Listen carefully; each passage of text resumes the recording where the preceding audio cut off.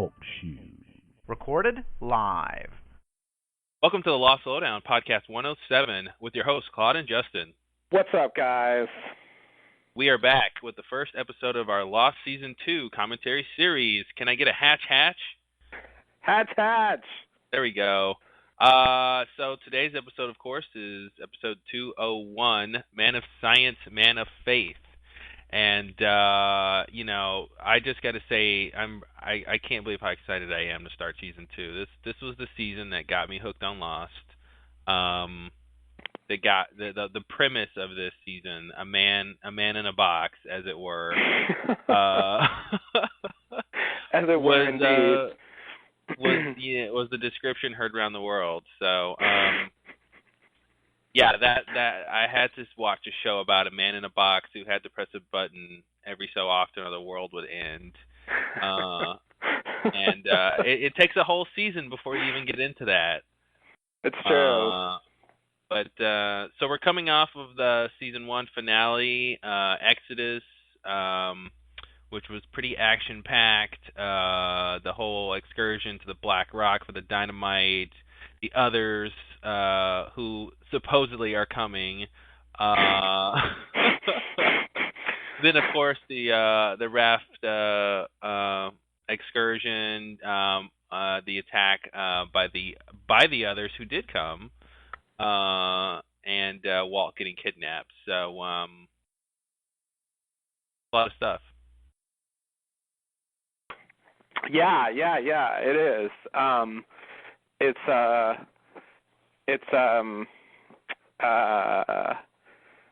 would say, I don't know. It's kind of a swerve. It's a swerve. That's what I was thinking you were going to say. It was a swerve. I say that because I do feel like there's a sense in which you could write a version of Lost that cuts out season 2 and cuts out Dharma altogether.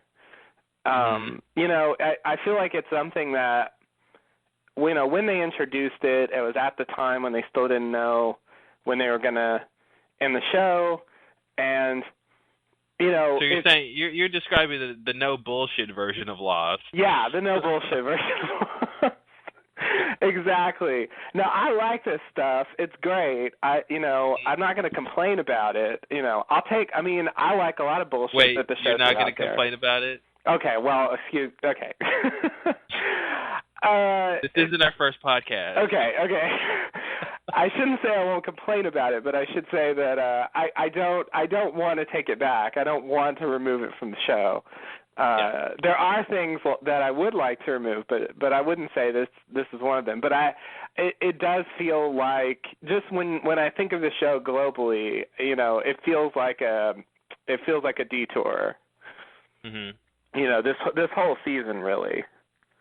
Like I remember in season 6 thinking back to season 2 and thinking, like, that's weird how much time we spent on this one little issue. Mm-hmm. What basically, like, what is this hatch? What is this station? What does it do? What happens if you don't push the button? Why did they have to push the button? What's going on? Yeah. And it's probably the worst hatch for them to find first. Yeah. If they would have found, like, the arrow or something, that's one thing. Yeah. Or, some of the other ones that don't have that much going on, 1 or 2 questions, not, a question of the entire Earth surviving. It was just fortuitous that they would land so close to right. the most spectacular hatch on the island. Right. And by hatch, I mean station.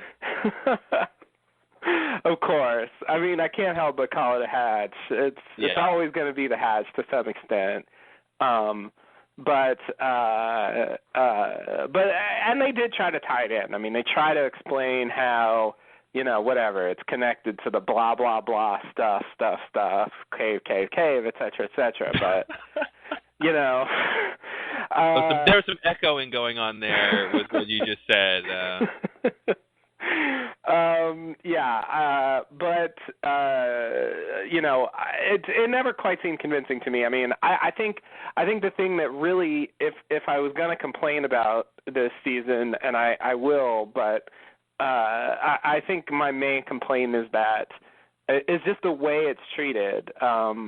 It's kind of treated in a misleading way. Now, I have to forgive them because they probably didn't necessarily know they were being misleading at the time. But, for all I know, they fully intended this to be appropriate for them to do. But sort of the way it becomes, part of Locke's journey, whether or not to push the button, and that sort of debate between him and Jack, as a manifestation of their general thing about, man of science, man of faith, speaking of the title, I think that just doesn't work with what the station actually is.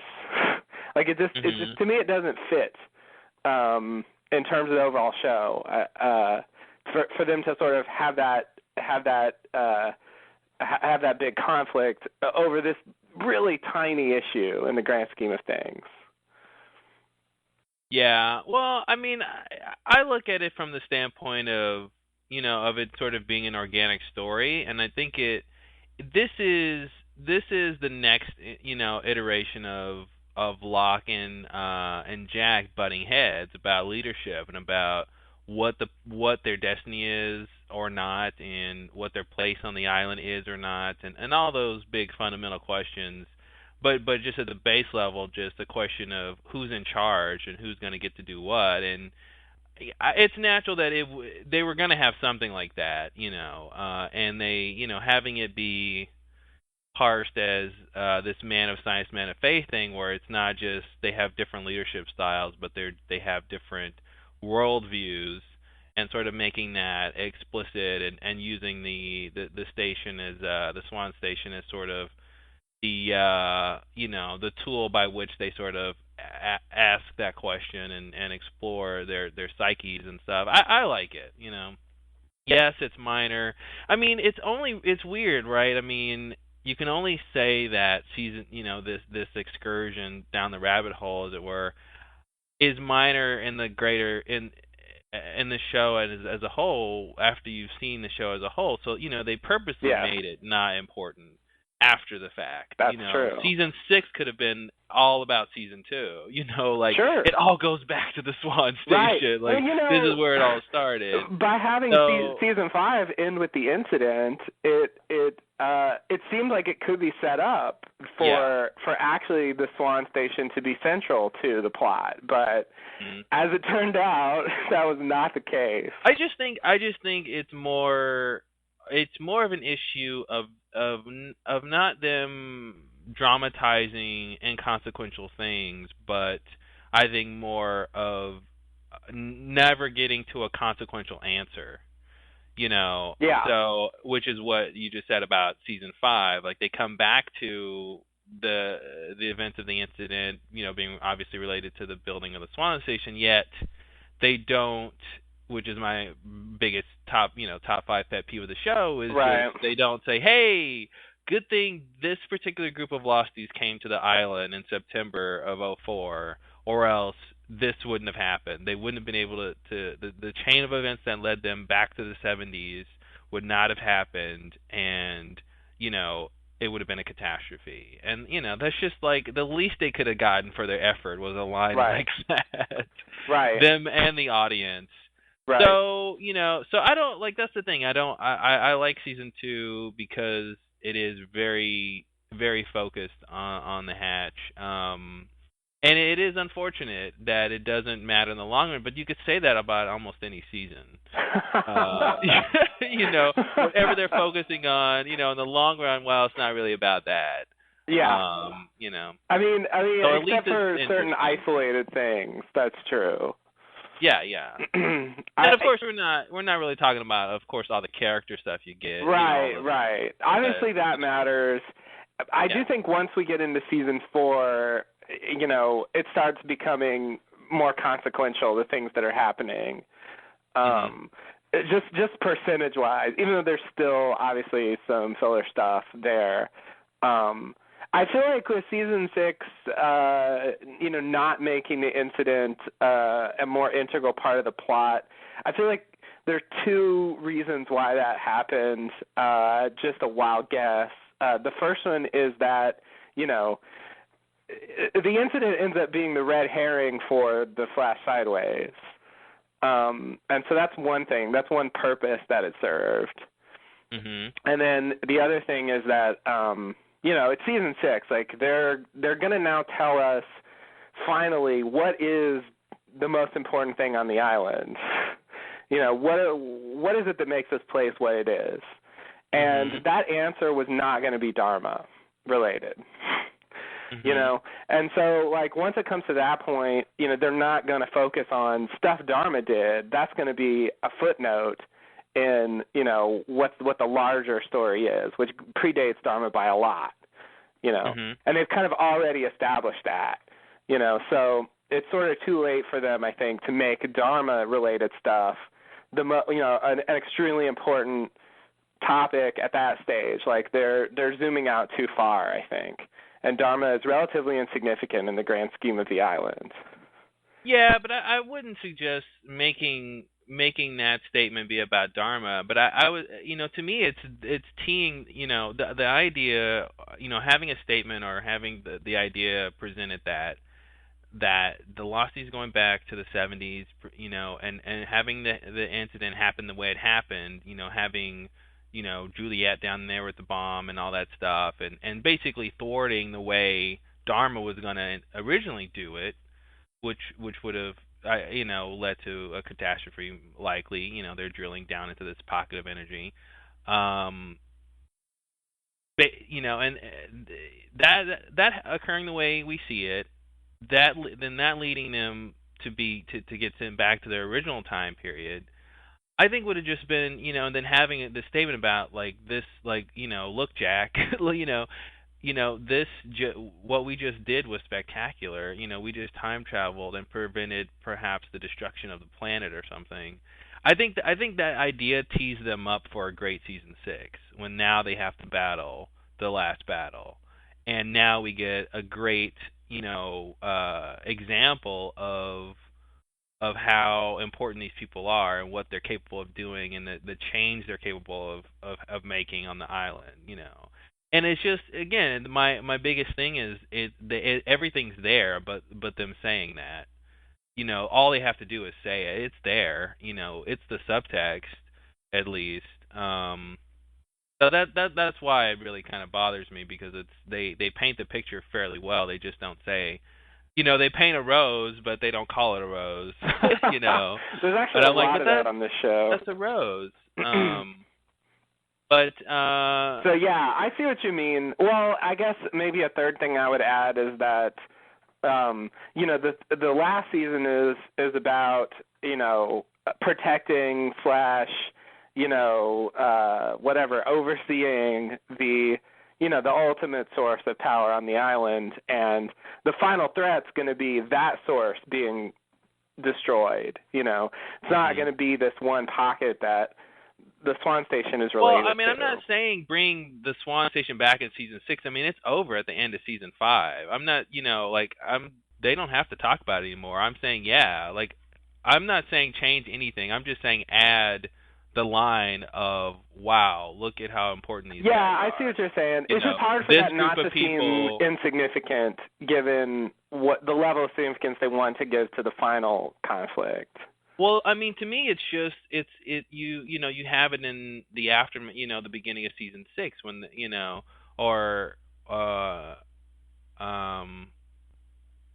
whenever they get back to the present, because there's a line missing when they realize that they didn't all blow up like they thought they would, and everything reset, and Kate ends up in a tree and all that stuff. Like there's a line missing where they should say, "Wow, we thought this would reset the timeline, but it just made us time travel to the future." Yeah. There's a line missing there, and I feel like in that same sort of area where the characters reflect, in a sort of real depiction of this where they could reflect on what happened. Yeah. But I think there would also be a realization of the chain of events, starting with them getting on Flight 816, going all the way through everything in the island, leading up to them, to the incident, like that being important. Right. So I just think it's just one of those things that they could have easily had. Did it say 816? 815? Oh, close enough. It's still numbers. That 311 song. Yeah. But anyway, let's get into season 2 since we have such grand feelings about it. Indeed. All right, everybody, get your players ready. We'll cue up Man of Science, Man of Faith. All right. Let's see here. I can't wait to find out who's who. I think Man of Science is Kate, and I think Man of Faith is Vincent. Docs are very faithful. It's often noted about them. What's that phrase? Man's best faithful? Is that is that the phrase? That's the phrase. Awesome. All right, are you ready? Yes, I'm ready. All right. Am I ready? Okay, here we go. Okay. 5, 4, 3, 2, 1, go.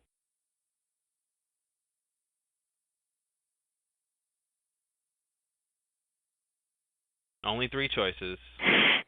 Gotta love that. You just gotta love that.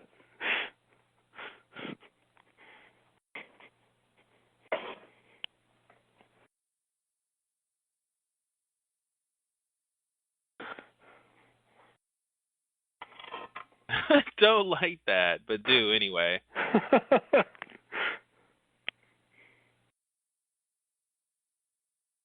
Wow, that's it.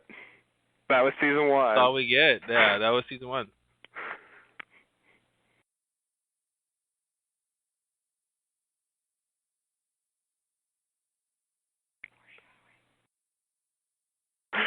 Oh, that's weird. It's like timed with the cursor.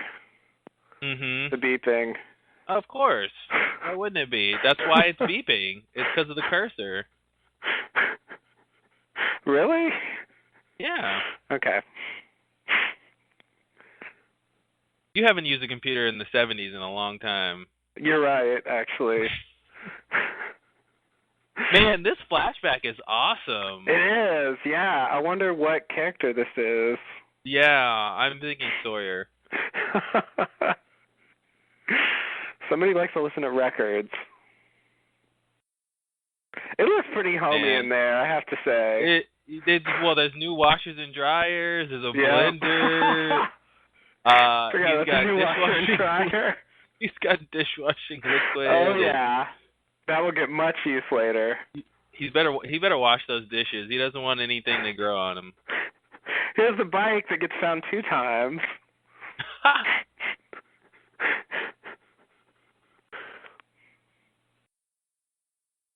This is like a commercial for those washers and dryers, man.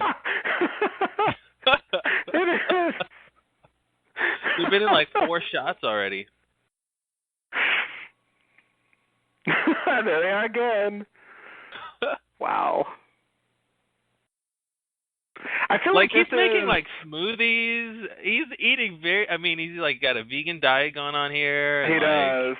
Okay, here's the first time where it's like, okay, that's weird. Yeah, this is weird. I don't do this every morning. Yeah. And then the record stops, and it's like, okay. Yeah. Nicely done.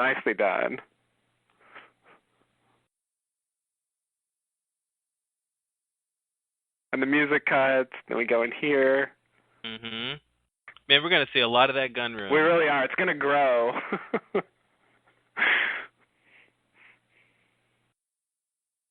Yeah,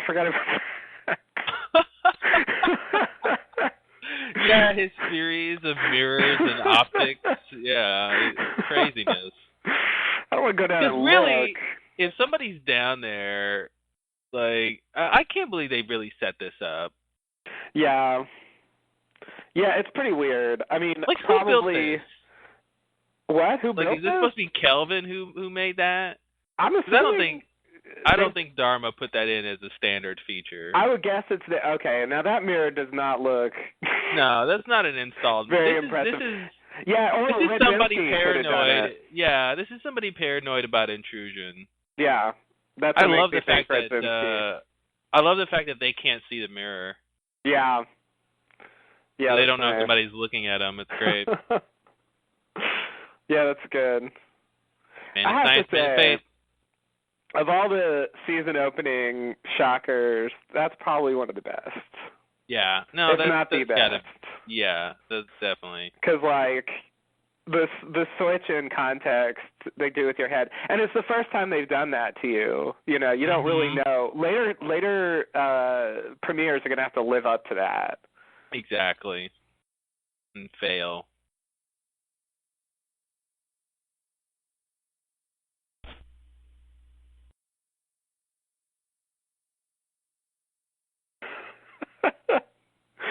The burning death hole. I like that. It's not really burning, but there is a torch there. Yeah. It's just a death hole. It's just a death hole.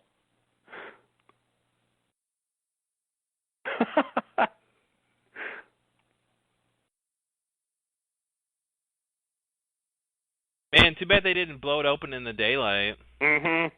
This scene would be a lot different. You're right. Ooh, is he gonna break the mirror? Yeah, I always hope so.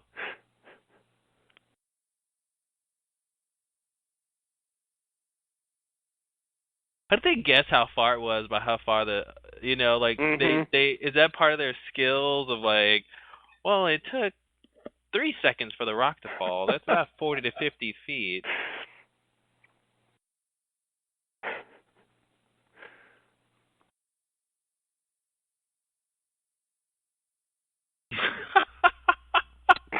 Locke telling somebody to calm down.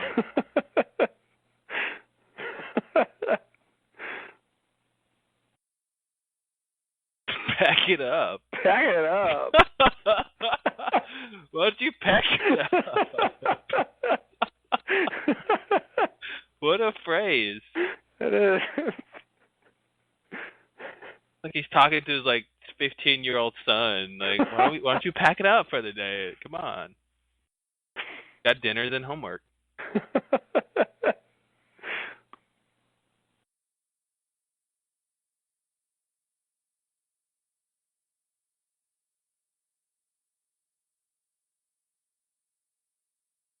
Whoa! Oh!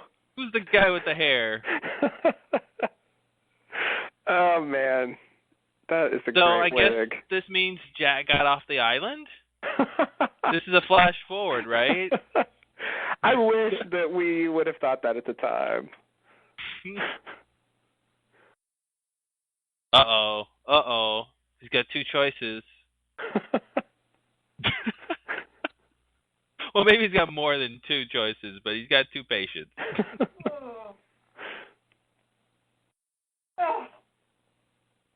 Yikes. I hope he marries this one. He can't marry them all. He can't marry both of them. That's the choice he's got to decide. Which one is he going to marry?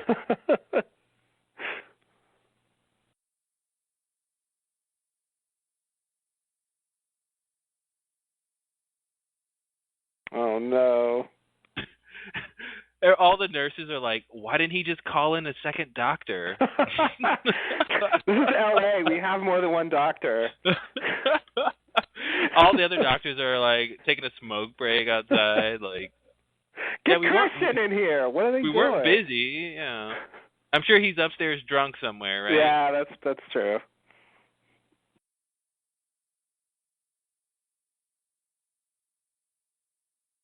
Oh. TV's Julie Bowen. Mhm. America's favorite mom on Modern Family.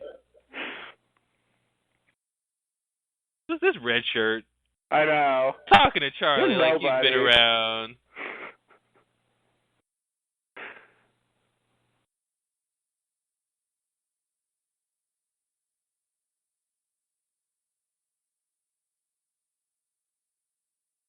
Oh no. Because there's another person there Yeah, named there Vincent, is. and he hates the fact that people get him confused with the dog. That's not true.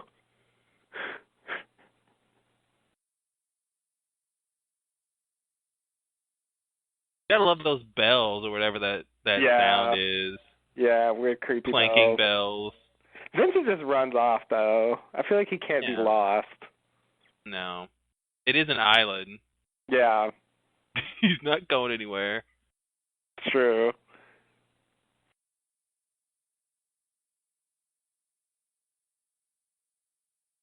That's I guess I overreacted. Yeah, that's exactly what that is. It's a non-answer. This is what I'm gonna say. The end. Mhm.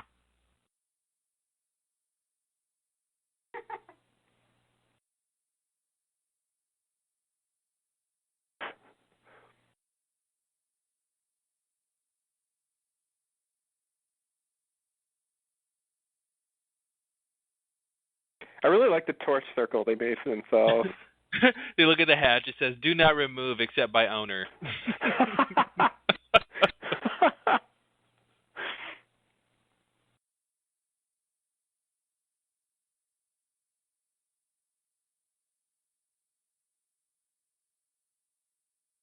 Said's right. Mhm.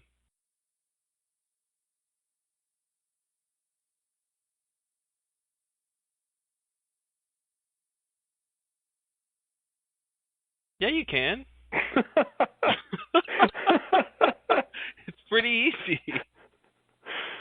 So scary. You gotta trap him. That's such a smoke monster. Yeah, it is. Nice try, Smokey. Yeah, nice try, Smokey. That couldn't look more like a smoke monster. Yeah, I forgot how creepy Vincent was sometimes. Yeah. No, That's- this is his creepy era, man. That's why you suspected him. He was creepy for a while, then he just kind of stopped being creepy. But, Yeah. he's still got to bring Charlie those drugs. Yeah, you're right. That's this season. Mm-hmm.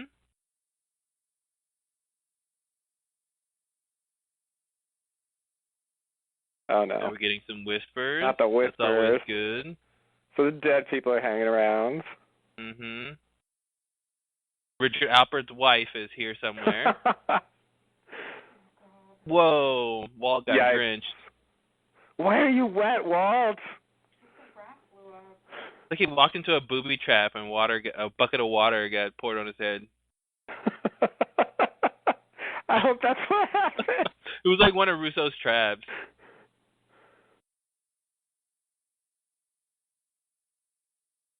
See, that just makes no sense. Yeah. That makes no sense whatsoever. It never makes sense, right? No. Like they never make sense of that. No, they don't. That's There's some so vague weird. allusions later to Walt appearing places he's not supposed to be. That's all we get. But why? But why? Why? Oh, don't ask why. Why would he appear to her right then and tell her like shush and like she will see him. Oh, I forgot he's kidnapped. Yeah, he's kidnapped. I forgot. She ain't gonna see him ever. I forgot. Like, won't she see him in like 5 minutes and ask him? Like, okay, it's a lot better that he's kidnapped. I forgot. Yeah. Okay. Yeah.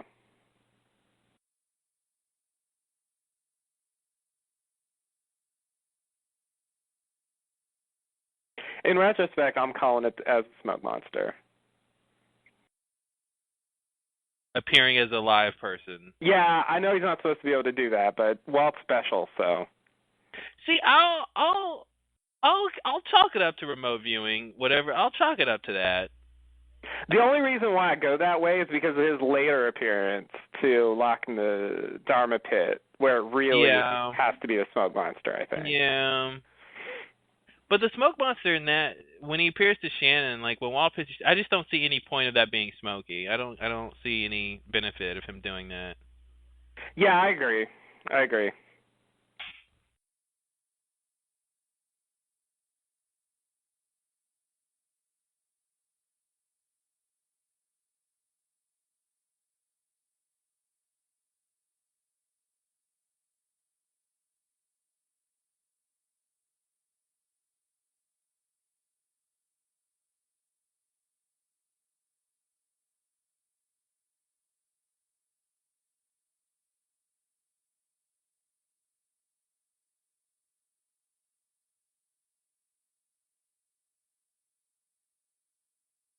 Wow, this is one of those like backstory explanation scenes we never get. Yeah, this is weird. They could have put this in previously on. Mhm. This is like, Jack, so you don't have to watch season 1, episode 18 numbers. I'm going to tell you this. Short version.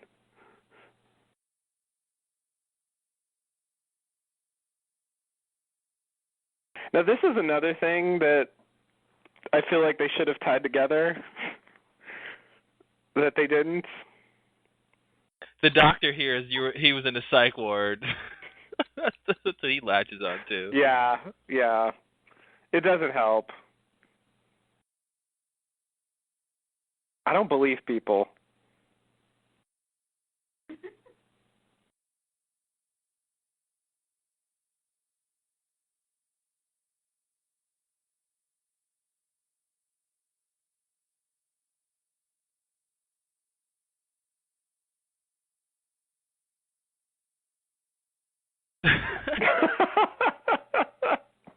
Oh, God. You know, the first time I watched this, I don't remember thinking that wig was so bad. It's bad. It's it looks really like bad. It looks like that's like the look they would give him if it was like, you know, he was like in an '80s band or something. Yeah. Like the younger Jack in a band look. Yeah. Hip indie Jack. Mhm. He needs a British accent. I think that's all he's missing. He does. He's got a slight mullet. It's weird. I don't understand. It's pretty close to Rachel Maddow's haircut. Getting close. Like, do they really need this for us to know that it's a flashback? Like, I don't know. Uh-oh. Who's their disapproving doctor? That was a great cutaway. It was. Christian's like, who are you trying to marry in there? Mhm.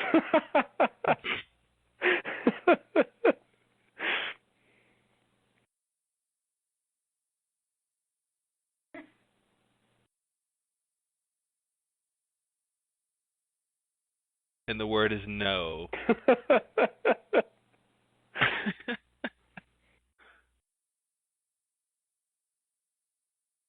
You should know that, Jack.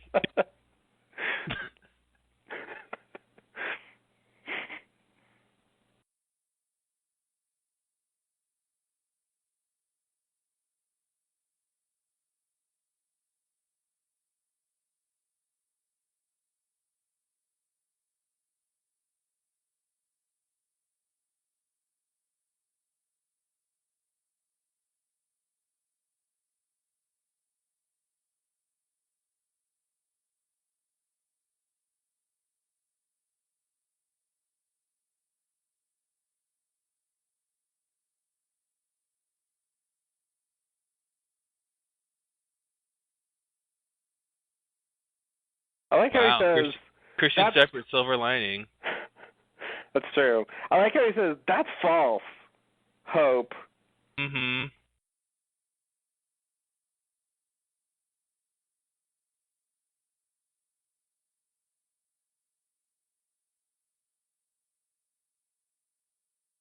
I feel like Walt's wet for the same reason Locke was wet when he blew up the submarine. Yeah. Yeah, I think there's some vague idea that they're around water and so they need to be wet. But they just get him so wet, like it just looks weird. Wow, they get to find out the same night? Oh, nice. I didn't realize Not they like a didn't tell week. anyone about this yet. Yeah. So they went off on that whole expedition without even telling everyone Mhm. why. Well done.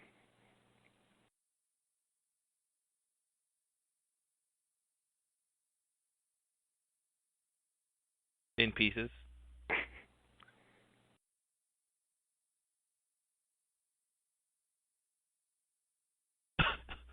Somebody give Shannon a comb.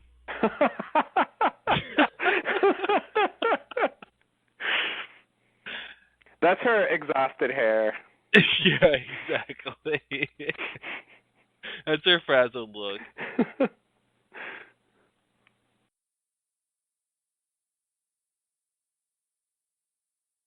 He's giving them false hope. Come on, Jack. Or Do another should I live say together, false? die alone. We need Oh. a speech. I don't think this is as good. No. The sophomore effort just never lives up to the original.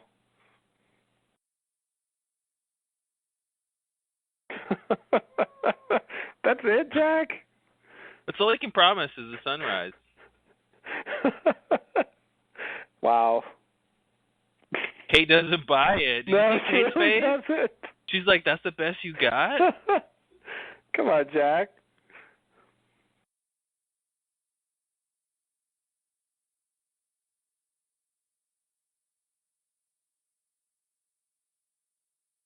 See, that's the thing. They can't call it a station yet because they don't know it's down Yeah. there. So they start with this hatch talk, and then they can't ever stop it. It's true.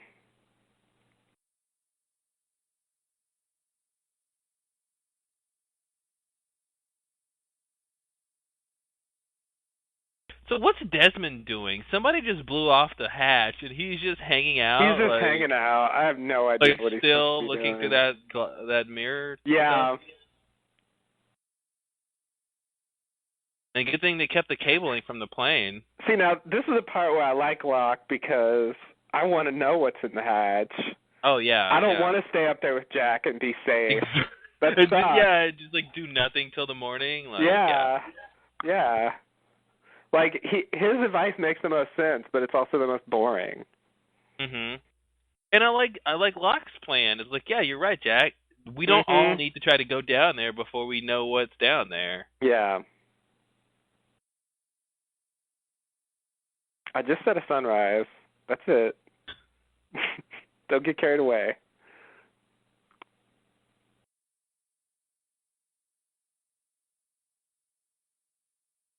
A Dharma glass.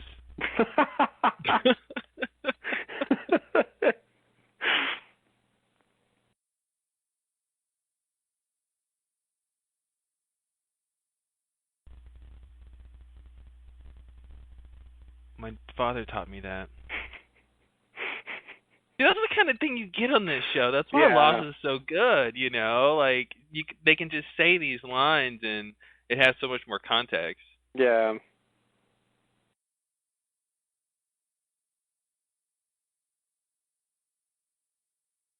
There's a little bit of flattery to say yes. She totally buttered him up just so she could, like, say, I'm defying what you want me to do. Yeah. Somebody was a teenage girl at one point.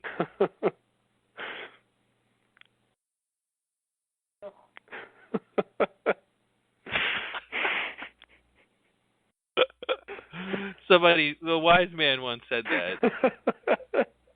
It's hard for him to disagree. Mhm. God damn it, Kate, not that.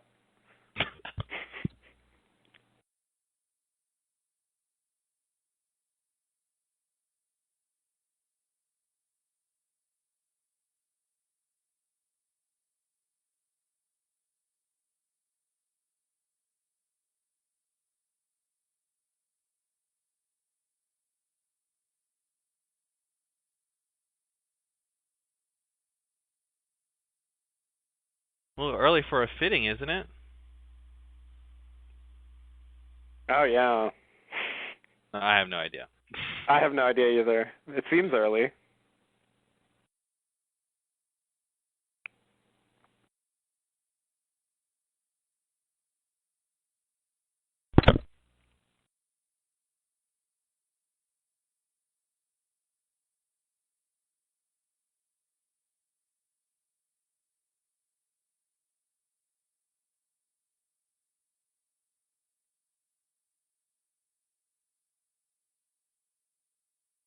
Well, what's the answer to that question? Apparently he did. There was no answer.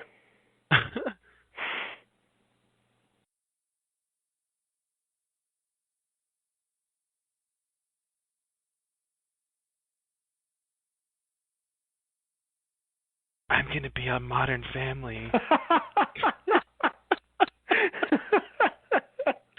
And I'm going to be funny.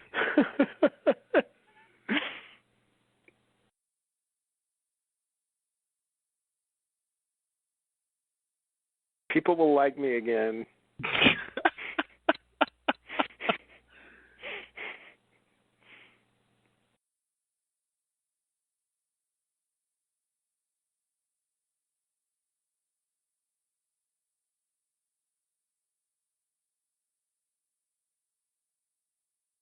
I'm the groom. I hope I'm invited. I'm going to fix you. Yep. I'm going to fix you. She's like, Doctor, you're not supposed to say that. Yeah, he's immediately like, ugh, what did I say? Exactly. None of you heard that. Strike that from the record.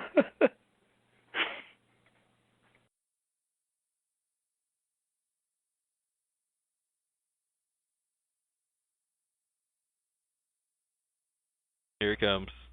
Oh, Locke. He's a master. Yep. He just needed a second person's help.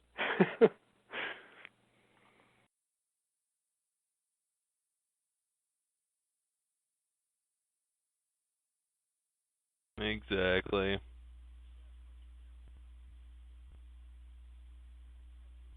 Yeah, who builds a shaft that gets narrower as it goes down?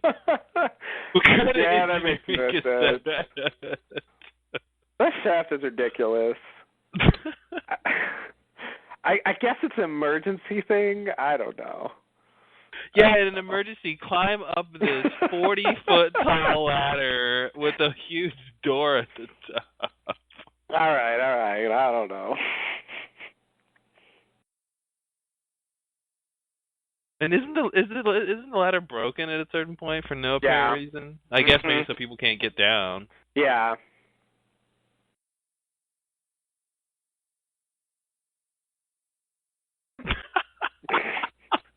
That's a great line. This is a great line. As if there's some special some hatch entering terminology. Yeah, no, since it's a hatch, you have to say.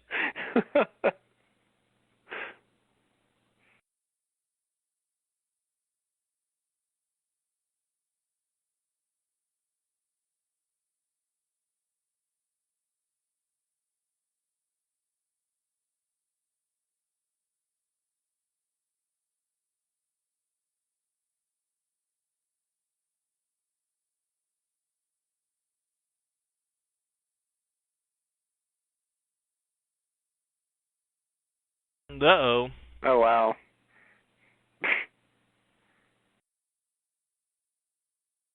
There's a mirror.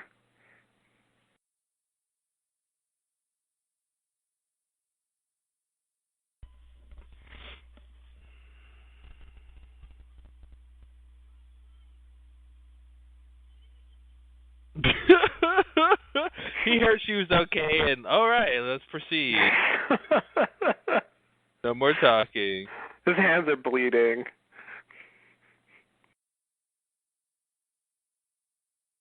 It's like, after all this, you're going down there, Kate. Mm-hmm.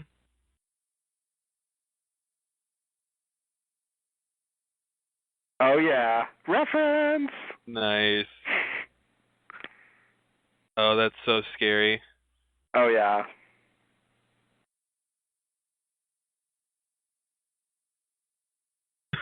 Okay, this is like a horror movie scene. It totally is a horror movie scene.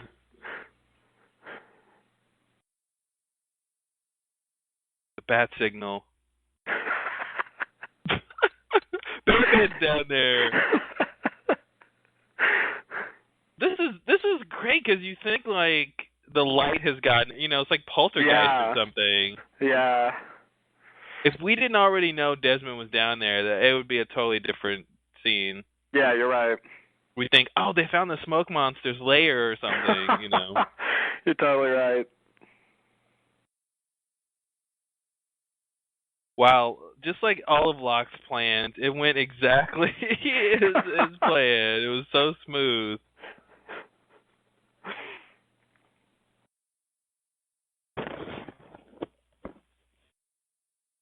So why is Jack he doesn't know about Kate yet. He just happens to go out there? Yeah. Well, good timing. I think Jack, he likes to have a bit of control over things. He wanted to make sure. Yeah. This didn't happen? That this didn't happen. Yeah. Yeah. Desmond!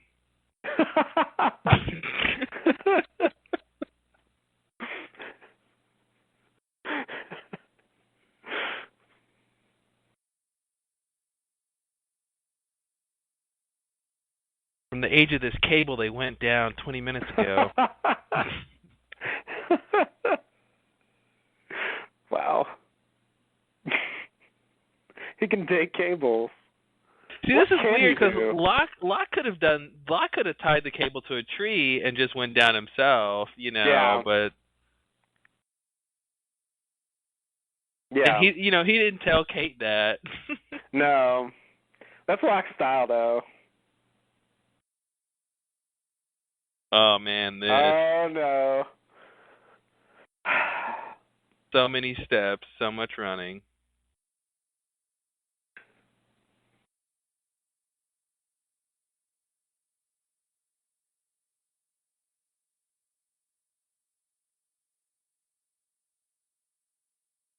So, what are we supposed to think? Like, Jacob told these guys to go run here or something? Maybe.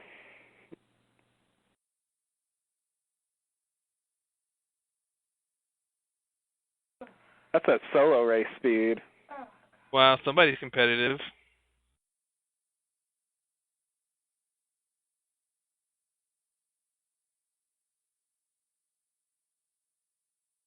Beginning of romantic comedy. You're right. This is Act 1. It's like, let me call you a doctor. I am a doctor.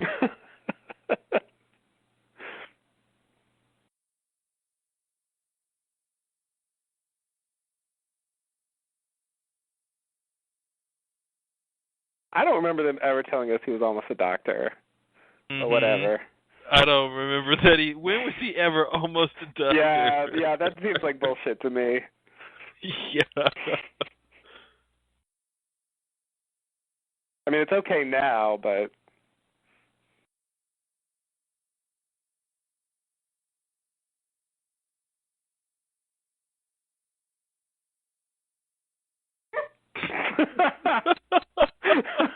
Again, a romantic comedy. Here we are. Right.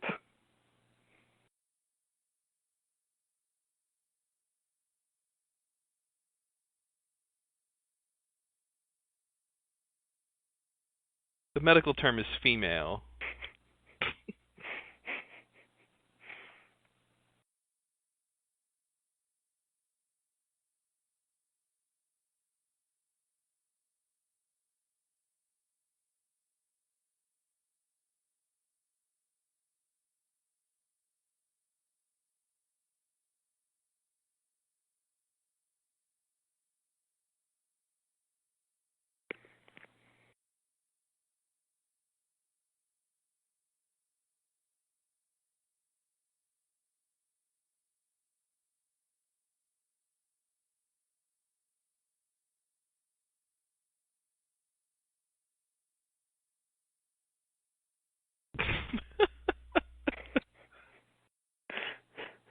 Wait, no. Listen, follow me, Jack. What if up is down? No, seriously, just think about it. What if up is down? But it isn't. But what if it is? But what if it is? What if fixing her is the same as not fixing her? I don't know where you go with that. But they come back to that kind of line several times. Mhm.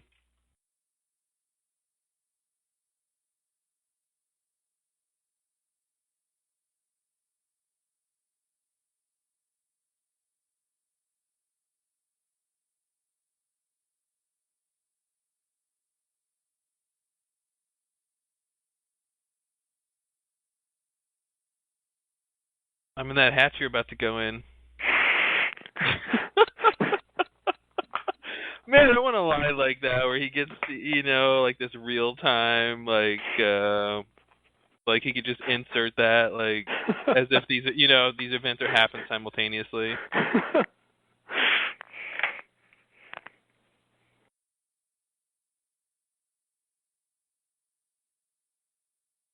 Although it does get drawn out too much, I like the setup here of we don't see what happens to Locke and Kate, and we follow Jack in. Yeah. So we get to see, like, the aftermath of stuff that we haven't seen yet.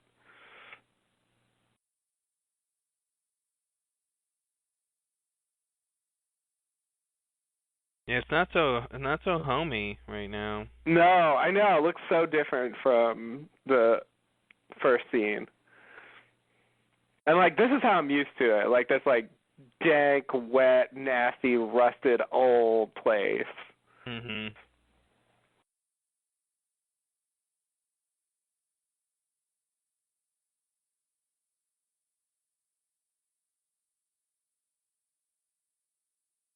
Safety off.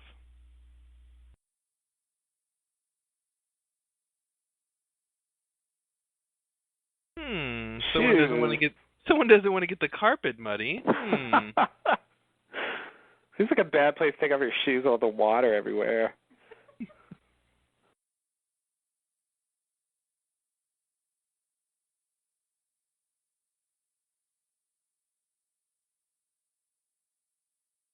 I really feel like they should have had a line or two about how they get the power. It's so weird. Yeah, they should have a line or two about a lot of things. All right, fair enough. I guess that's pretty low on the list. Look at the most important the most important image on the show right there ever. If we can just decode that, we'll understand everything. Take mental images of every piece of it. It's how we will decipher the show from this point forward. God. Forgot about this. Yeah. Yeah, this is like, if you thought this place was already interesting, now it's even more interesting. Yeah, they're just piling it on. Yeah.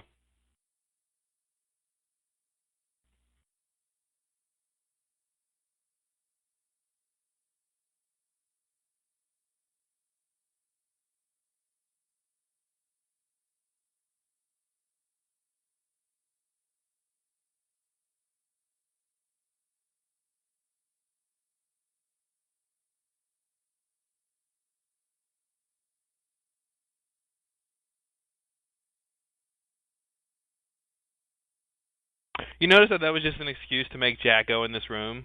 Yeah. It's great.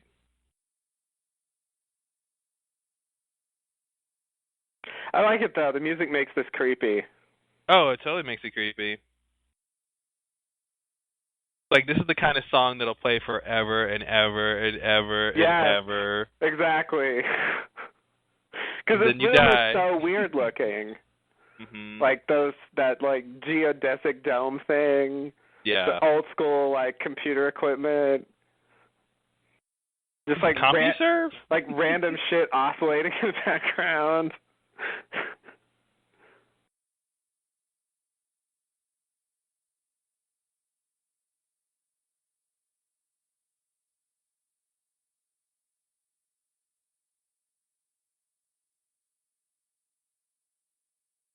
Locke says he wouldn't do that as if he knows what that does. I know. It's great. Ugh, I hate it. He does it all the time. Yep.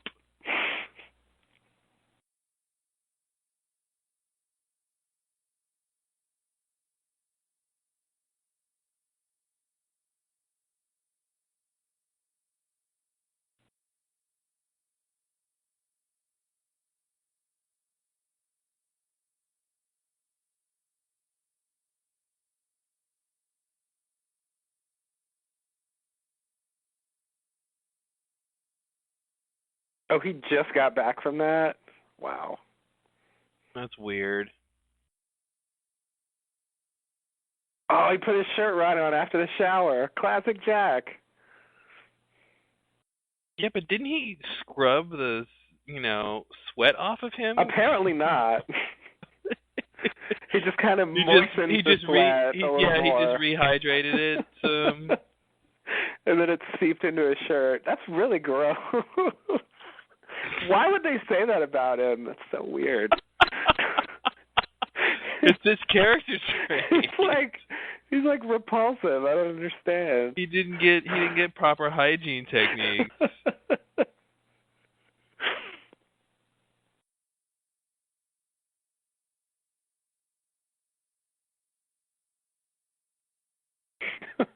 We're going to be seeing a lot more of him. Mm-hmm. Don't worry.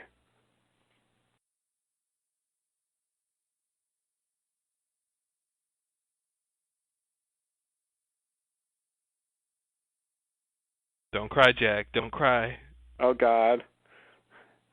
He's going to. He wants to. He has to. He must.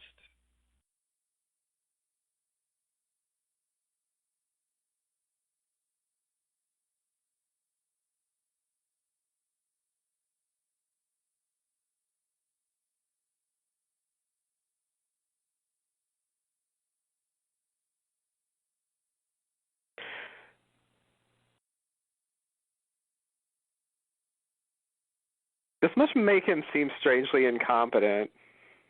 Mm-hmm. Like, I know you fixed me, but it's weird that you have no idea that you did it. Yeah, why don't you know that you fixed me? Like, did you know what you're doing? Did you get lucky?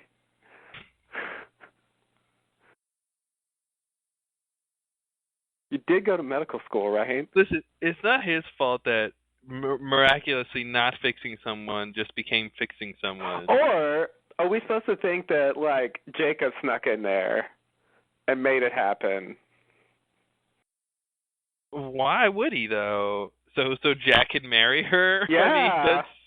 I don't know if that's it's a the long direct con, line Doc. of thought. It's a long con indeed.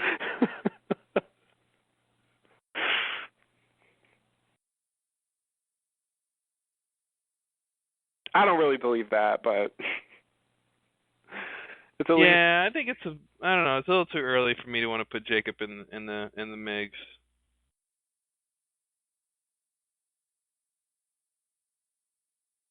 I think by that point he's already met him, though. He's already met him? Yeah, I think so. Although I don't know when the date of that flashback was exactly.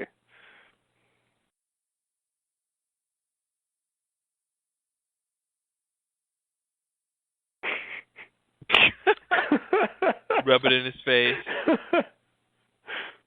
All roads lead here. That's great.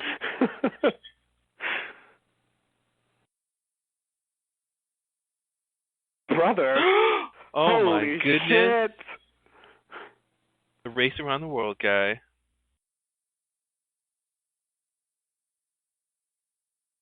Wow. Nice. That's the way to end an episode. It is. The guy who was almost a doctor once. So he claims. He's the guy my who built doubts. the hatch, right? That's our takeaway. The guy who was almost a doctor built the hatch. That's a good point. And he controls everything on the island. That's It seems what I like a gather. very valid theory at this point. He's the reason they're all on the island. And he took Walt, and he created the Black Rock, and Wow. he's also the Smoke Monster. I think it's the all-encompassing theory here. Yeah, that's a lot. Wow. And he caused the plane to crash. Oh, wait, that one's true. Good point. Nice. And I think he's going to wake them all up in the afterlife. You know, it's funny. All of those things we just said, they're equally incredulous. Yeah, some of them are true. Some of them aren't. I know. How can that be? That happens a lot. It's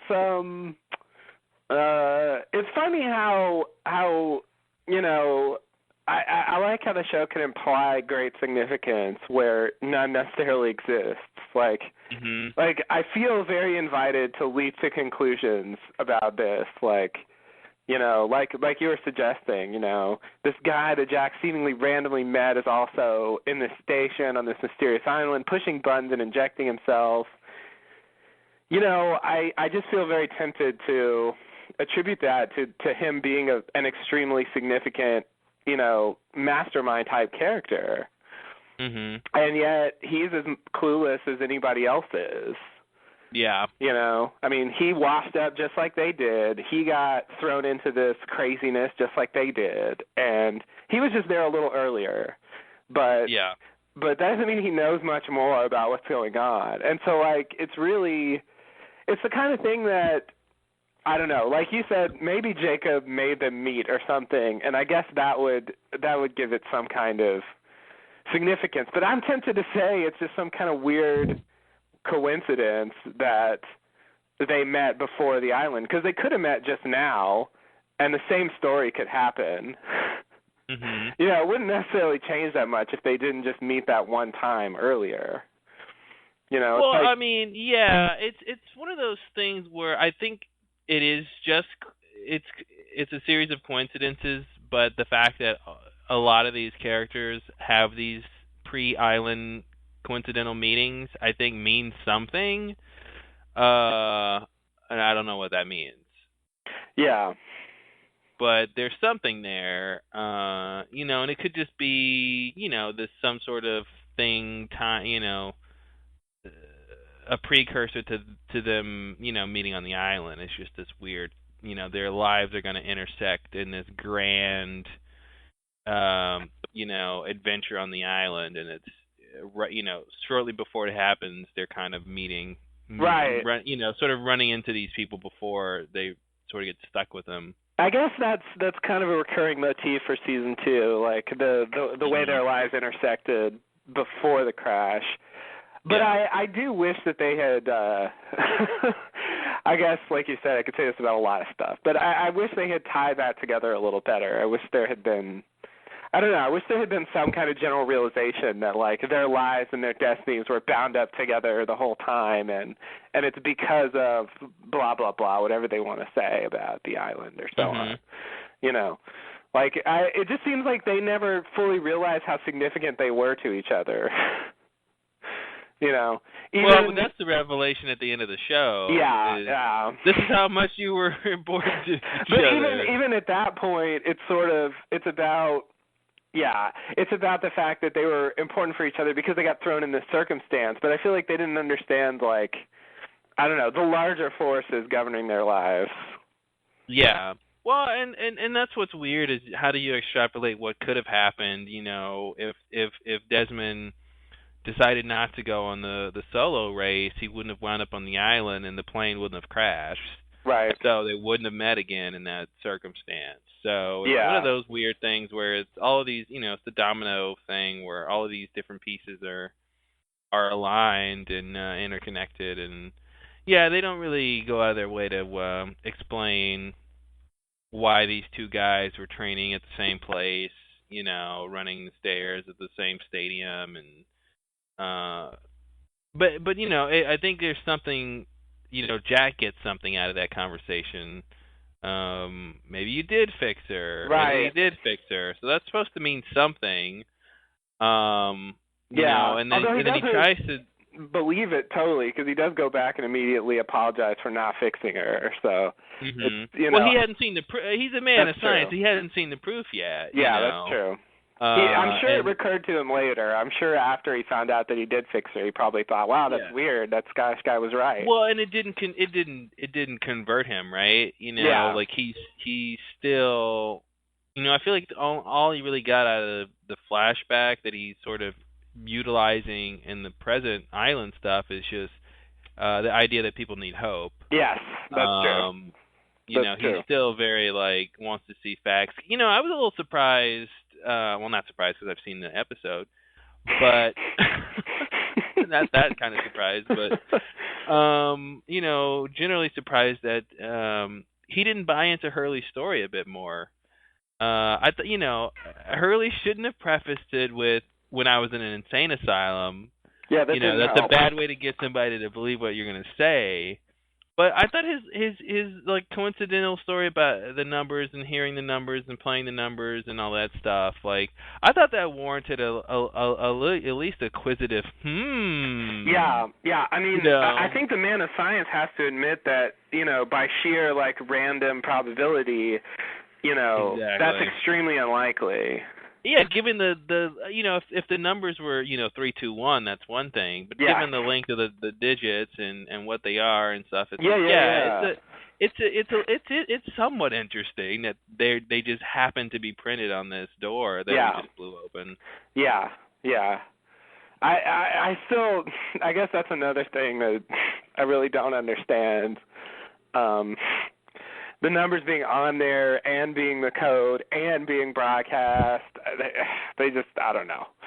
It makes no sense. It doesn't. They never really pulled that in together. I don't know. They just kind of threw it. It feels like they threw in the numbers wherever they felt like it. It's like put them there. It was just a cool thing. It was like these numbers, they pop up everywhere, But there's no part 2 to that. or there's no part 1. There's something missing either from the beginning or afterwards. Yeah, okay, fair enough. But yeah, there's no other part. Like, it's just that. There's these weird numbers that pop up everywhere at the end. I think it's because they couldn't come up with a good answer about what they represent. Yeah. Or because really the central question is, the most important numbers question is why is it the code to the to the computer? And everything else is a subsidiary of that. And I don't think they have a good answer for that. I don't either. I feel like when we met Rosinski and that was the time to tell us. Mm-hmm. And obviously they don't. We see the numbers getting printed there, but that I don't know. That makes it seem like some weird thing that someone just saw it on the door and they were like, well, let's just use those numbers for the code. I don't know, because it doesn't matter at all apparently. I mean, I think I feel like there has to be some connection to the numbers and to being on the hatch and being input into the computer, but it just, I don't know what the connection is. To me, it comes off as like a really lackluster reminder. Like, in case you forget the all-important numbers, they're on the hatch door. Right. But see, the thing is that, the whole need to input the numbers is not in place until after they've printed the numbers on the door. So I feel like the numbers on the door have to come first. Because, like, the whole purpose of entering the numbers doesn't exist yet. Yeah. Well, yeah. It only doesn't exist yet once they get to explaining how they exist. But, I see what you're saying. Well, maybe that's the answer. Maybe the answer is just as simple as, I mean, there's no answer, but maybe an answer is that that they needed they basically needed, once the incident happened and they had the 108-minute recurring, countdown, they needed something to put into the computer to say, hey, do whatever it is that this button entering is doing. Yeah. It releases the energy or something. Yeah. Now, I guess they didn't have the programming skills to just make a program that would input that code every 100 days. I gotta say, just, for old school, we totally talked about that in one of the early Loftwood add-ons. Mm-hmm. Like the idea that, it's a computer, like, it would be so easy to write a program. I say this, not like I could do it, but one who knows how to program could do it, to write a program that just, executed whatever the numbers are doing every 108 minutes or whatever, you know. Yeah. You could do it even less. You know, you could build in fail-safes or something. All sorts of stuff would be really easy to do. I mean, there's no need to have a person there. A person who, you know, is inherently going to have a hard time keeping up with that since they need to sleep and stuff. Mhm. You know. And that's sort of why Desmond is crazy down there, you know. And that's what makes me think that it really is just an experiment. You know, like Brzezinski took refuge in a station that was used as for a psychological experiment, and you know he knew it, but he didn't like quite tell Kelvin, you know, or kind of told Kelvin, but Kelvin didn't really tell Desmond, you know, sort of a thing. Because it just seems like that kernel of an idea should be true, you know, because you know otherwise the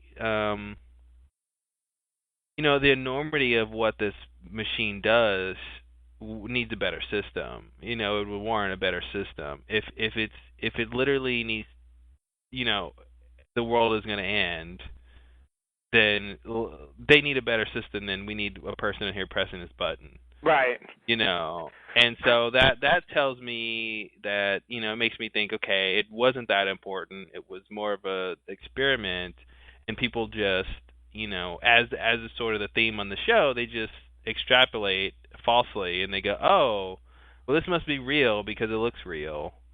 You know. Yeah. I mean, I think it is real. To me, it's you know, I mean, they want to play that game of is it an experiment? I mean, that's one of the questions for this season. And that's the thing. Of course, it is real to the extent that it crashed the plane, and you know, so I mean, and it will implode if you don't press it. Yeah. Now, will the world end? I don't know. Obviously, they don't tell you that, but it's. I mean, it's more than a psychological experiment, I guess. Yeah. Yeah. And it's not clear to me from the show that it was ever any kind of psychological experiment. I mean, it would have been cool for them to tell us that, if that were true. But it seems to me like Brzezinski was not, you know, really wanted to like study that whatever stuff down there, you know, and that was the purpose of the station. And the Pearl is just there to monitor the people there, you know. Mm-hmm. As a, you know, as a system, I guess. I think the reveal turned out to be that the Pearl was the psychological experiment. Mhm. What's the experiment? To see what people who are told they're watching a psychological experiment will write down in the notebooks. Which is why those notebooks didn't get picked up, because that's stupid. Those researchers read the first notebook and was like, "This is stupid. I'm not reading any more of these. Don't pick those up. Don't pick up those canisters anymore. This is bullshit." Yeah, I kind of feel like when they came up with the concept of the button and what it would do, I just feel like they didn't fully think through the practicalities. And I think that's just why it doesn't quite add up, but I do think, you know, it's intended to be real in the end. But the problem is they want to write it in such a way that it's plausible as an experiment. I just want to point out your pun of the numbers not adding up. Thank you. Totally not intended, but I'll take it. Yeah.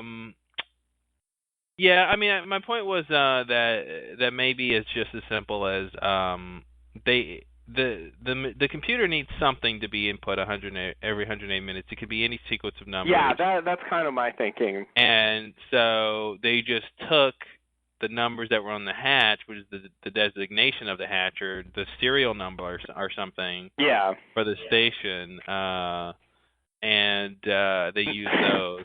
Now, my next question is, why on an island with, like, 6, 7 stations, like, why do they need a 6-digit or 6-place serial number system? Like, I don't understand that at all, but, you know, like, why isn't it just, like, number 5 or something? You know, like, why is there so many numbers there? Well, the stations are numbered. Well, like in the orientation videos. But I know, but why the serial number? Have you seen a serial number that's less than like 5 digits ever in your life? I mean, that's just how serial numbers work. Okay. That's why they call them serial numbers. You know, a series All right. of numbers, right? You need a couple for a series. So.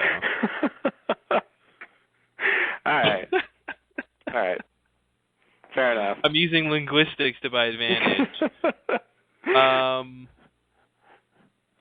I usually think of a serial number as a way to identify, one in a line of a large number of products of the same type. And you just don't have that here. So it just seems totally unnecessary. Okay, so if not one digit, how about why the necessity for a serial number at all? Well, that's the thing, right? I mean, why we saw the scene when the guy is like, "Hey, here's the number." Like, why is I don't know why. There's just no good reason. I think all you can really say is it's some identification number. I mean, there's no other reason to put a number on the door. Yeah. When most people put a number on the door, it's called their address. Right. It's like that's their identification. Yeah. I don't know. It seems like something that seemed cool, like show the numbers on the door, but I just think I think they never came up with a plausible reason why it would be there. Mhm. And I guess that just goes back to not coming up with a good answer for the numbers. Yeah.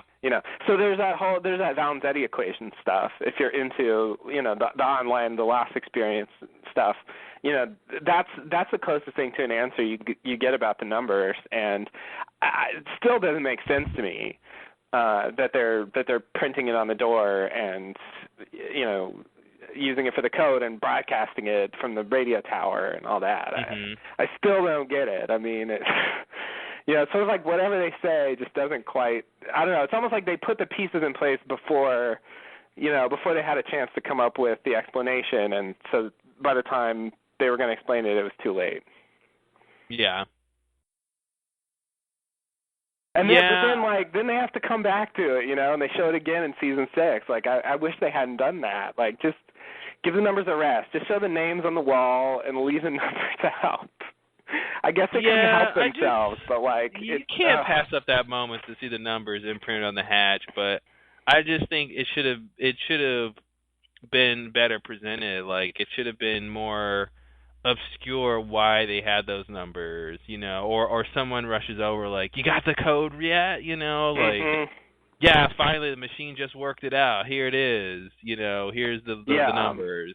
I mean, something to give us a sense that there was some reason why this series of numbers was produced and integral to that hatch, Yeah, and I think having it tossed off, just having random work guy, construction guy, hey, what's that number? And then the foreman's like, oh, it's 4815. That makes it seem very trivial. That makes it seem how much can it matter if that's the level that it's on? Yeah, exactly. It's just some weird thing that they have to do, like painting the address on the curb of a house, It's not a big significant thing. Yeah. Oh, the numbers. Well, I know, but this is a time where I feel like they're building the lore of the numbers. They're adding to it. And another pun. And it's feeling, at this stage, it's feeling like a mystery that's going somewhere, and it's weird to reflect on where that dies. Mhm. Yeah, it's interesting. Overall, I like this episode. It's a pretty explosive start to season 2. We don't know what the station is or what's really. We didn't really get a great look at it. I mean, except for the washer and dryer commercial part. That's true. And we got the one shot of the main room. And we see that room, which we didn't see before, I don't think. No, we saw the computer, but we didn't see the whole room. Yeah. So yeah, pretty awesome beginning to season 2. It's exciting. Yeah, I agree. I have to say, like, I don't know, maybe the commentaries, make it a little different, but really, like, the flashback didn't seem that bad to me. I mean, maybe it's the later Sarah stuff that I don't like. I mean, I remember hating that subplot. I think it's later where she gets annoying, and it's because he hasn't proposed to her yet, right? Like, that's true. He hasn't gone down that road that was really excruciating. So yeah, her first scene's fine. Her first episode's fine. That's true. Although, because of the storytelling, we know that he marries her already. Mm-hmm. It's kind of weird. It's a weird way to. It's a weird way to tell the story. You don't guess that at this point. Yeah. Yeah. And yeah, so I was just surprised, like, I don't know how not bad the flashback seemed. It was actually pretty good. And of course, On Island stuff was good. It brings me back to a lot of the things I really like about Lost, which are the creepy moments. I really like the Kate being lowered into the hatch and never to be seen again. Creepy light comes on. It's like that scene was just really well done. Jack going down there, the music blaring, like all that stuff was just really cool. And of course the Walt thing and the Vincent stuff, like that was creepy too. Like the whole episode has this like dark atmosphere, the island stuff specifically. Yeah. Like I don't think we see the day on the island in this episode, and I just sort of like that. No, yeah. Yeah, it all took place right after the night of the night of the others are supposed to be coming. Yeah, that's right. God, yeah. I hate to just totally brush off that, but obviously that's not going to happen. So, what can you do? Hey, somebody from the others is on their way right as we speak, waiting to get caught in a net. All right. Okay. Well. I guess that's true. There's a weather balloon approaching, or say hot air balloon. Yeah. A man with a lovely note to his wife sits in that balloon. That's right. Yeah, and we got a lot to go through this season. Yeah. It's a pretty long journey, and I think one of the things that's weird about this season is, how long we spend only getting, up to that moment of, Jack saying "you" to Desmond at the end. Like, I think it's like episode 3 before we actually move past that point. Yeah, they keep coming. Don't they keep replaying this opening? Yeah. They keep like coming back to that state, that setup. I think we end up seeing it from Locke's point of view again, and maybe we even see it from Kate's point of view. I think they show it from the point of view of those shoes at a certain point, where it's just a low angle and you see like Kate and Jack and Locke walk by.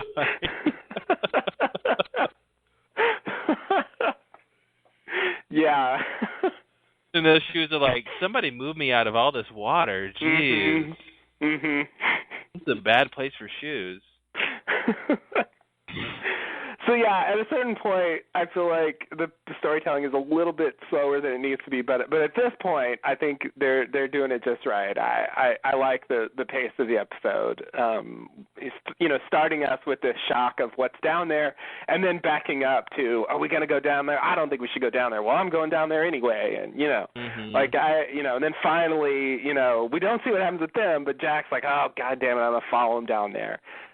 At last we get a look. From the point of view of our main characters, and and it's good. It's good how they tie Desmond into or whoever this guy is. It looks like a Desmond to me. The way they tie him into Jack's backstory, and there's this sort of unanswered question of which we'll never get, but those kind of questions of will Jack tell Desmond that he did end up saving her? Oh yeah, that kind of a thing. Yeah. That's true. I saved her. I married her. Oh no, I didn't save her. Sounds like a classic comedy joke. Yeah, it is weird. Yeah, that's true. Those are the little questions, I guess. Yeah, this they're not like real questions, but they're kind of bagged by the nature of the storytelling. Right. Yeah. But it's definitely, I think apart from the pilot, it's probably my favorite first episode for a season. Mhm. It's just really well done. It's not about the stuff that I find the most interesting on the show, but it's just written really well. I really like how they do it. it's well structured. Yeah. I think they were on fire at this point in the show, and it's almost like they could have written about any number of things, and it just comes out good. Mhm. Stuff it would have been interesting. They could have. I mean, this would have been a weird. This isn't their style because they, we're coming off a cliffhanger. But it would have been interesting to start this season with the other 48 days. Right. Yeah, it would have. To just totally like start with a new set of people and be like, "What the crap?" That definitely would have been shocking. Mm-hmm. They, yeah. I can see why they wouldn't want to do that, but yeah, that could have been pretty interesting. I think they structured it so that by the time we see it, the other 48 days, they told us a few things that inform what they do in that episode. I think they want to change it just a little bit if the thing where they find the arrow and stuff, like it's a little strange seeing that before we see what's in the Swan. But that probably would have been even more shocking than Desmond, I would say. Yeah, that would have been craziness. Yeah. Well, alrighty. Any other comments about Man of Science, Man of Faith? Let me think. God, I love that bit at the end. Is this the Destiny you're talking about, by any chance? Yeah, exactly. All roads lead here. I heard somebody say that. Was that you, John? There's this, I don't know, it's hard to beat that season 2 spite between the two of them. It's I mean, Locke has a gun to his head, and Jack is just totally like, this is what you wanted, right? This is it, huh? That's just, I don't know. That's a great moment, I think. And Locke doesn't learn. They never, No. but neither one of them ever learns. No, they don't. But it's great. But yeah, it's just, it's weird. Locke had many chances to learn his lesson, but he kept wanting to believe, unfortunately. That was his downfall. That really sucks, but that's what he kept seeing inexplicable things, and it just fueled his faith, and it just like, it's true. It's true. Yeah, I guess I can't blame him for not knowing how to explain what was going on, but still, oh man. When it's at the point that you're following instructions from some random guy that lives in a cabin, I don't know, man. It's you've really gone off the deep end, I think. Mhm. Yeah, Locke could have been one of those people who are like, susceptible to cults, Yeah, totally. I mean, I feel like even that little thing of him like hanging out on that like pot farm commune thing was a little bit of a culty type thing. Yeah. So yeah, I agree. He's totally, and he's not the leader. He's going to be one of the, one of the foot blind soldiers. followers. Yeah, exactly. Like that's what he likes. I feel like he's most comfortable when someone's telling him what to do. Mm-hmm. He wants to know that it has a purpose. He wants to know that it means something. But as long as he has that, just tell him what to do. He doesn't care what it is. He'll do it. Although, don't tell him what he can't do. You can tell him what he can do if he wants to do it, but don't tell him what he can't do if he wants to do something else. I think that's John Locke right there. Yeah. I do feel like he, like I was saying earlier, because I inherently wanted to follow him down the hatch and not stay safe upstairs with Jack. I think he won me back a little bit from being kind of frustrated with him, even though his answer to Hurley about, lighting, even though Hurley was saying don't light it, isn't really satisfying, but I do think just sort of his, go-getter attitude really works for me, and I more or less still like Locke at this point. Yeah, totally. I mean, but that's what's weird is they cut to a shot when he's belaying Kate down there, and he's got this look on his face like he just can't wait for her to, to see what's down there at the risk of her safety. Yes. So it's they're walking that line, and it's interesting. It's true, and I think he continues to walk that line, up to the point of his own death, I guess. Like he's always willing to right. I mean, that's the problem with Destiny is every all roads lead to wherever your destiny is, and then so you can't complain.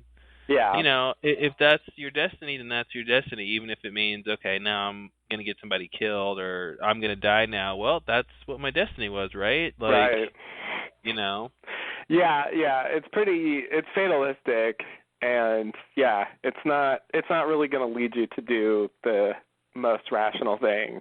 And I guess I want him to be led by this inner knowing, somehow he feels that he's on the right path and it's going to work out, so that it's not so bad that he's just, seemingly wantonly putting people at risk just for his own curiosity. But it's frustrating to know that he doesn't actually know anything. He's just kind of hoping for stuff. Yeah, exactly. There's no. And that's what's weird. He could have taken finding a locked hatch as a sign that he shouldn't open it. Right. But he took it as a sign he should open. He just blasted open. Walt even tells him, "Don't open it." Don't open it. He could have taken that as. He could have taken that as because he knows Walt's special. Yeah. He could have taken that as a verbal sign of don't do it. Yeah, what did this kid see? He saw something that's telling me not to do this. Maybe I should listen to it. But I think, like you said, I mean, he has these drives. There's things he wants to do that, even when destiny seems to be telling him not to, he doesn't listen. Who's destiny to tell me what my destiny is? That's his problem. He wants he does he wants to be a follower, but he wants to be an important follower. He wants something important attached to himself. So I think that's what makes him selfish, in these regards. Yeah, you're right. But I feel like if you could pinpoint, that's really his big character flaw. Even more so than, the other things about him, like being gullible or what have you. Well, it's all tied together because he wants validation from those periods of his life where he was gullible and taken advantage of. Yeah. So he wants to be, okay, well, my father pretended to love me and then took my kidney, but that led me to do X, Y, Z. So therefore, it was my destiny, and therefore it was fine. Right. That's the kind of story I think he wants to tell himself. Yeah. Or I should say my father pushed me out of a window, but, that led me to my walkabout, and I had a life-changing experience. And, that's what he wants to be able to say. Yeah. So he's always reaching for that. Yeah, that's true. But all right, well, we'll be back next time with the next episode. Hell yeah! Of season 2. Season 2. We're in it now. We're in it. We can't escape. Those who say we'd never do it, now you know you're wrong. Exactly. All right, until next time. Thanks and namaste. Namaste and good luck.